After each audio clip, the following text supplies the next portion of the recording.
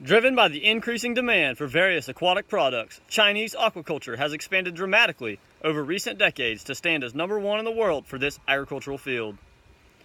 Good afternoon. My name is Dakota Horlocker with Agriculture Today, and I'm here to give you your agriculture for today. Today's topic is aquaculture in China. China is the number one country in the world for aquaculture production and is also number one exporter for fish around the world. So to start off, what is aquaculture?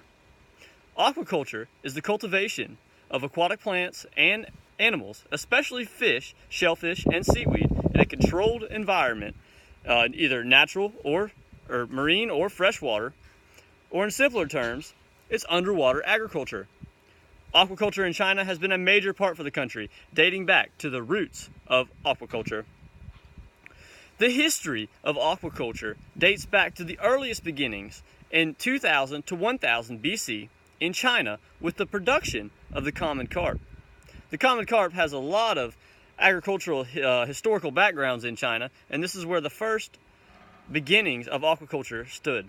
Although, since record keeping wasn't exactly existing at this point in time in that particular region, the only proof are the narratives that are passed down from generation to generation of the beginning of aquaculture.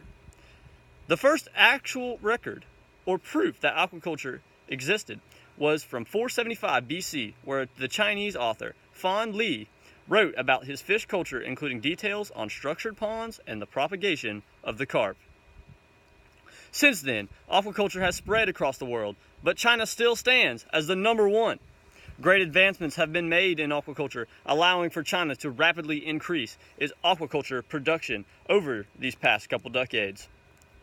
From 1949 to 2015, the aquatic production in China grew from just over 1 million tons to over 64.6 million tons, continuing to rise every single year.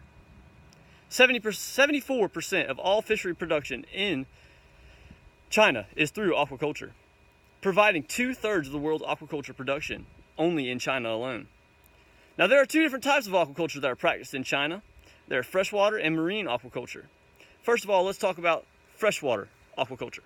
The freshwater methods include pond farming, reservoir farming, lake farming, rice farming, and river ditch breeding. Pond farming is easily the most popular freshwater type of aquaculture in China. And the way that they do this is there's man-made ponds that are used for the production of aquatic life. These ponds rely on either rainfall or groundwater to keep them full and are cared for just as you would care for any fish in the pond through feeding, checking soil types, and nutrient levels throughout the soil and in the water in order to sustain maximum production. Other popular methods are through breeding and raising of fish in large reservoirs where the water conditions can be better controlled.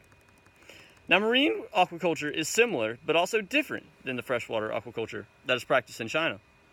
Marine aquaculture's most popular method is through shallow sea culture, which is a broad term for many different styles of marine aquaculture involving the breeding and production of marine life in the sea area, typically with the subtidal zone to a depth of 15 feet. These practices include caging in areas of the sea to breed and grow fish and shellfish. Although, there are cases where they will go into deep water and grow as well. Floating raft cultures are popular in the production of seaweed, kale, scallops, and abalone. This system uses rafts that are floating combined with submerged cages to produce these different species of aquatic life. Pond culture is also popular in the marine aquaculture in the production of shrimp, crab, mollusk, and other aquatic animals. Although it is different from the freshwater because there is brackish or saltwater.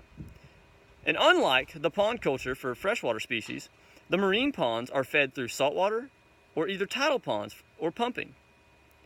Other forms of aquaculture that are practiced in China include building offshore cage cultures, building artificial reefs, and sea ranching, which I'll talk about more here in a minute. Some of the problems that are faced with Chinese aquaculture today are overfishing. Overfishing is a huge issue in the Chinese aquaculture industry, and the way that they combat this is through the sea ranching that I just mentioned.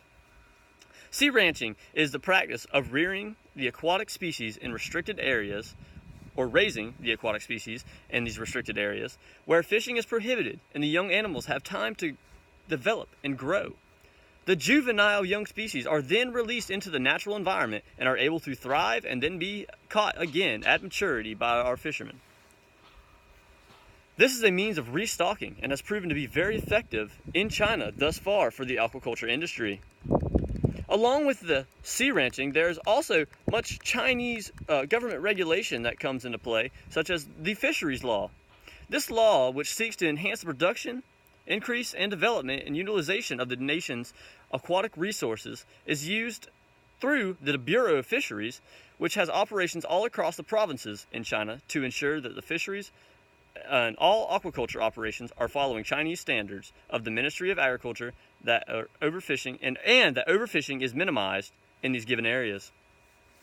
Aquaculture is, like I said, a huge part for Chinese economy.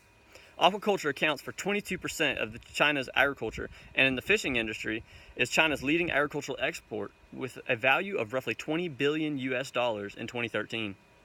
Aquaculture and fishery practices employs over 14 million people in China, with around half of them being traditional fishermen. Aquaculture improves the food supplies to rural farmers and also plays a major role in poverty alleviation in China. The reason being is rice fish cultures are a means to help many poor areas within China due to the relatively small amount of input with a large amount of economic return on being able to grow these fish in the already established rice fields. China has the third largest GDP by agriculture by country, and China exports around $10 billion of fish each year, while only importing around $4 billion of fish every year. You know, guys, to summarize, aquaculture is a huge industry growing across the world and plays a large role in China. From feeding China's population to providing nearly 2/3 of the world's aquaculture production, it is truly a magnificent thing. Every year, aquaculture is growing more and more important in China. China is continuing to innovate and change the way of aquaculture as we know it by becoming more sustainable and more efficient in production. In China, for those who are involved by the millions in the aquaculture sector, they have truly made it fishing their mission. My name is Dakota Horlocker, and thank you. Alright guys, I hope you liked that video, and I just wanted to touch up on my references and tell you where I got my information from. And for my information, I used the Food and Agricultural Organization of the United Nations, Fisheries and Aquaculture Department, the CNA Corporation, the World Atlas, and the National Oceanic and Atmospheric Administration to find all of my information for this project. And all the information that you've heard here is true, and if you have any questions, make sure you leave it in the discussion. Thank you.